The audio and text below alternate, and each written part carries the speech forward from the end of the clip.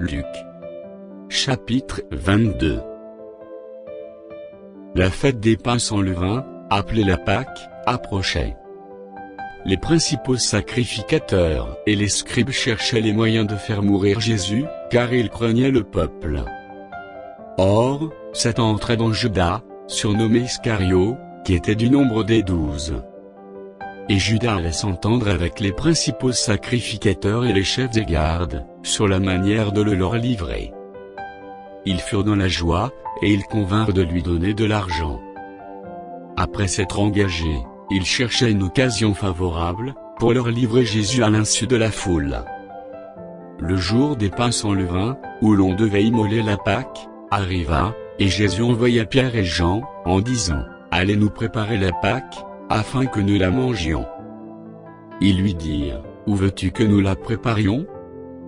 Il leur répondit, « Voici, quand vous serez entrés dans la ville, vous rencontrerez un homme portant une cruche d'eau, suivez-le dans la maison où il entrera, et vous direz au maître de la maison, « Le maître te dit, où est le lieu où je mangerai la Pâque avec mes disciples ?» Et il vous montrera une grande chambre haute, meublée, c'est là que vous préparez la Pâque. Ils partirent, et trouvèrent les choses comme il le leur avait dit, et ils préparèrent la Pâque. L'heure étant venue, il se mit à table, et les apôtres avec lui. Il leur dit, « Je désirais vivement manger cette Pâque avec vous, avant de souffrir. Car, je vous le dis, je ne la mangerai plus, jusqu'à ce qu'elle soit accomplie dans le royaume de Dieu. » Et, ayant pris une coupe et rendu grâce, il dit, « Prenez cette coupe, et distribuez-la entre vous. Car, je vous le dis, je ne boirai plus désormais du fruit de la vigne, jusqu'à ce que le royaume de Dieu soit venu. » Ensuite il prit du pain, et, après avoir rendu grâce, il le rompit, et le leur donna, en disant, « Ceci est mon corps, qui est donné pour vous, faites ceci en mémoire de moi. » Il prit de même la coupe, après le souper, et la leur donna, en disant, « Cette coupe est la nouvelle alliance en mon sang, qui est répandue pour vous. Cependant voici, la main de celui qui me livrait avec moi à cette table. Le Fils de l'homme s'en va selon ce qui est déterminé. Mais malheur à l'homme par qui il est livré. » Et ils commencèrent à se demander les uns aux autres, qui était celui d'entre eux qui ferait cela. Il s'éleva aussi parmi les apôtres une contestation, lequel d'entre eux devait être estimé le plus grand? Jésus leur dit, « Les rois des nations se les maîtrisent, et ceux qui les dominent sont appelés bienfaiteurs. Qu'il n'en soit pas de même pour vous. Mais que le plus grand parmi vous soit comme le plus petit, et celui qui gouverne comme celui qui sert. Car quel est le plus grand, celui qui est à table, ou celui qui sert? N'est-ce pas celui qui est à table? Et moi, cependant, je suis au milieu de vous comme celui qui sert. Vous êtes ceux qui avez persévéré avec moi dans mes épreuves. C'est pourquoi je dispose du royaume en votre faveur, comme mon Père en a disposé en ma faveur, afin que vous mangiez et buviez à ma table dans mon royaume, et que vous soyez assis sur des trônes, pour juger les 12 tribus d'Israël. » Le Seigneur dit, « Simon, Simon, Satan vous a réclamé, pour vous cribler comme le froment. Mais j'ai prié pour toi, afin que ta foi ne défaille point, et toi, quand tu seras converti, affermis tes frères. » Seigneur, lui dit Pierre, je suis prêt à aller avec toi et en prison et à la mort. Et Jésus dit, Pierre, je te le dis, le coq ne chantera pas aujourd'hui que tu n'aies nié 3 fois de me connaître. Il leur dit encore, quand je vous ai envoyé sans bourse, sans sac, et sans souliers, avez-vous manqué de quelque chose? Ils répondirent, de rien.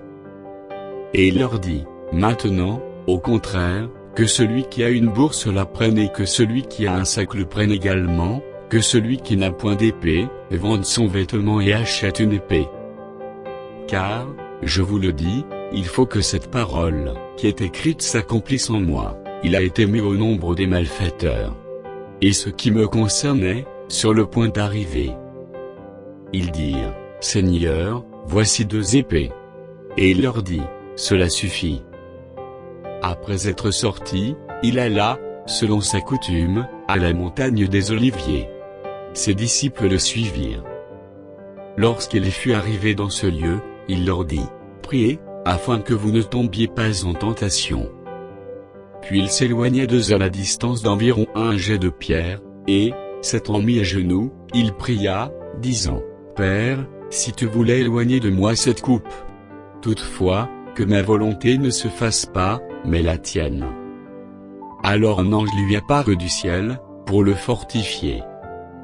Étant en agonie, il priait plus instamment, et sa sueur devint comme des grumeaux de sang, qui tombaient à terre. Après avoir prié, il se leva, et vint vers les disciples, qu'il trouva endormis de tristesse, et il leur dit, « Pourquoi dormez-vous?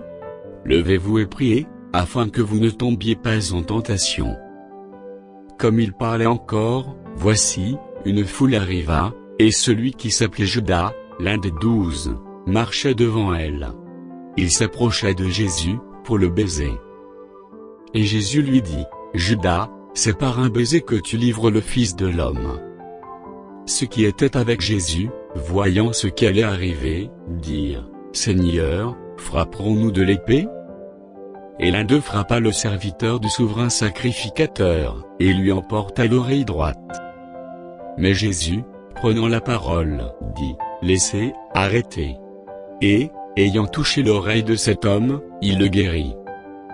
Jésus dit ensuite aux principaux sacrificateurs, aux chefs des gardes du temple, et aux anciens, qui étaient venus contre lui, « Vous êtes venus, comme après un brigand, avec des épées et des bâtons.